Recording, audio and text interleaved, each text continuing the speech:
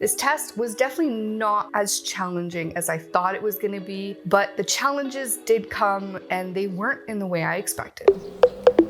48-hour EEG test, and if for those of you who don't know what an EEG is, the simple concept of an EEG is to try and map out someone having a seizure so we can diagnose either epilepsy or other seizure disorders. That's what the main test is used for. It's quite simple. They attach a bunch of leads to your head. Leads are these little round dots essentially that map out the brain so that they can actually monitor it on a computer. So I was essentially turned into a computer.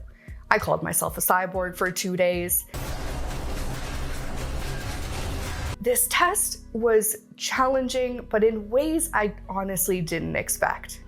Leading up to this test, I had to come off my seizure medication, which was honestly the hardest part of this test. I'd been on a seizure medication for the last 8 months since we requested this test. Yes, we waited 9 months to get this done. The joys of our system sometimes, but hey, it could have been worse. I declare bankruptcy! I knew as soon as we put in the request in March that there was a good chance I was going to end up doing this test over the holidays, and lo and behold, my letter came in late October, letting me know that that's exactly what was going to happen. Sarah! Oh my God! Leading up to the 2 weeks prior to the test, I came off my seizure medication and the worst of my symptoms came back. I'd honestly forgot about how many of the symptoms I used to have. I'd been in this kind of blissful state over the last 8 months, and I say blissful in these specific symptoms because my life hasn't been that easy. But this medication has helped me out greatly. And the fact that I was having way less seizures and things were looking up, I was like, okay, this test is going to be able to give us the information that we truly need. I've done 2 of these tests before in hospital, just these 1 or 2 hour EEGs that they typically do. Most of the time they're able to see enough activity to make a decision as to whether or not you have a seizure disorder within those first tests. Now, I did a regular EEG, which is about a 2 hour time frame, and I did a sleep deprived EEG. The sleep deprived EEG let us know that the left side or the left hemisphere of my brain was a little odd. Wasn't working the way they expected it to. However, it didn't indicate any specific diagnosis, which led us to this test, which was a 48-hour leaded test where they essentially glue a bunch of things to your brain like a regular EEG, except they're glued on. It's alive! And you take it home for 2 days or 3 days. Typically, the tests are either 48 or 72 hours. The hard part was coming off the medication. And then the next part was honestly just living through the test itself. The biggest thing was when they install the leads onto your head or attach them to your scalp, the glue that they use smells absolutely god-awful. So prepare yourself for that. If you are not used to really strong medical smells or are very sensitive to smell, I would have actually recommended putting something under your nose, that it be some Vicks Vapor Rub or something. I didn't do this myself. I didn't know how bad it was gonna be, but I highly recommend you just, dab something, a little something under your nose if you're super sensitive to smell, because this glue is awful. It's awful. And they do everything they can to make the glue set as fast as possible. They use this jet of air straight from their medical air system, and it is cold as heck on your scalp. However, I would take that more than just letting it try to set the way it would naturally, because honestly, that stuff smelled so bad. After about 35 to 45 minutes of installation of these wonderful leads, there's about 25 of them. 22 of them go on your head, and then you have 1 on each side of your chest. You then get sent home to just, hope for the best. Got your computer? It's computering. And your mask? It's time for bed. Okay, good night, cyborg. And that's when the next part of the challenge comes in. The reality is you really want to try and make a seizure happen. We really wanted to do our best to make sure that in these 48 hours, we caught a seizure on these computers, on this computer. And it's easier said than done. I don't control my seizures. I don't control what happens to my body. However, we do know certain things exacerbate the symptoms. And so we did everything we could within our power to be able to do that. Now, here are some of the hitches I didn't expect. You're not allowed to do anything that's going to make you sweat excessively because the glue is just not very good at sticking with sweat. So I wasn't able to do any of my normal exacerbations, which is typically just having me move a heck of a whole lot, because I am just not used to that, and my body just doesn't, quite frankly, like it very much. We had to go to plan B with exacerbating my symptoms via my brain, and that usually means that I need to stay up longer. So we essentially recreated the exact same situation I was in with the sleep-deprived test, and on top of that, made me do a lot of cognitive movement. I built 3 massive Lego sets with my husband over this test, and honestly, it worked. I didn't have a full seizure that we would typically see, but I did have a seizure during the second day of my test. I just hope it was enough. We did everything we could to make this happen, but we just don't know what the results are yet. We're gonna have to wait about a month. Waiting for the results is probably gonna be more painstaking than anything else throughout this test, because my doctors are really not wanting to put me back on the seizure medication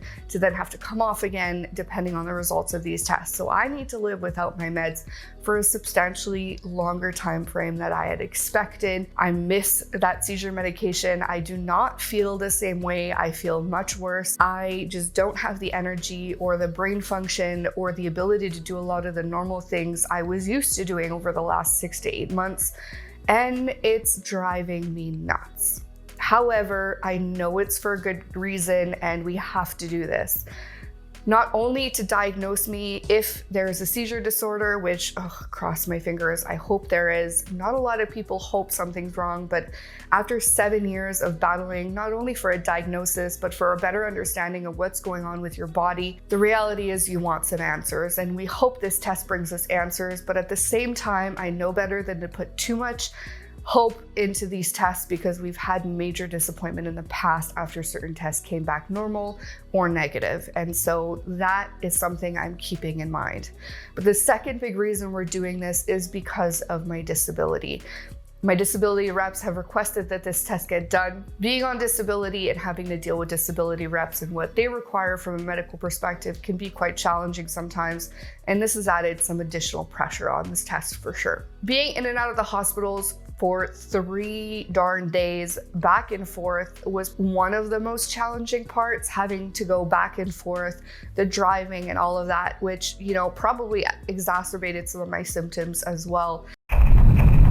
Day 1 with this monstrosity on my head as a beautiful cyborg is complete. I am absolutely exhausted, and we are on our way back to the hospital to get everything downloaded for day 1, and then day 2 begins. I look forward to seeing the results of this madness of the test. Honestly, not that challenging of one so far, other than really annoying. Let's get real. Day 2 is in the books. I've officially been attached to this beautiful computer for 48 hours, and we are on our way to get it all removed so I can officially be a normal human again. Let's go with that. I did finally have a seizure, but it wasn't quite as typical as we would have wanted or expected, but you take what you can get. Unfortunately, these tests are notorious. When you want something to happen, it just doesn't want to. So here we are, day 2. After this, we're gonna head home and we'll go through the whole process with you, and we'll see how this removal process goes. I really don't know what to expect. Having to go in and out of the hospital for 3 days straight, getting up early, and just not being in my normal routine definitely did not help the symptoms, which I guess is maybe a good thing or a bad thing. Getting the leads put on, I thought was going to be the worst part of it. However, getting them taken off, as much as it's just a little bit painful as they deglue all of these beautiful things off your wonderful head, it was the glue that remained after the test that has since caused me some unnecessary itchiness, annoyance, and quite frankly, just straight up pain in the butt.